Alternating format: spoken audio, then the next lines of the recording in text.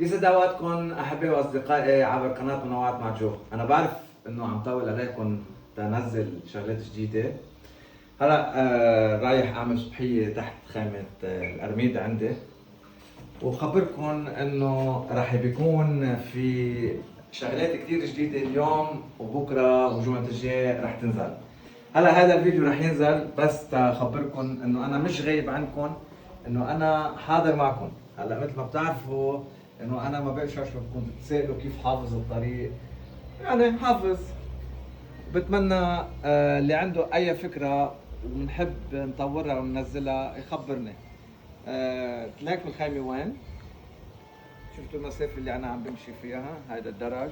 لا صدقوني إنه أنا مشتاق لكم كثير، وإن شاء الله في شغلات كثير جديدة رح تنزل على القناة رح تعجبكم.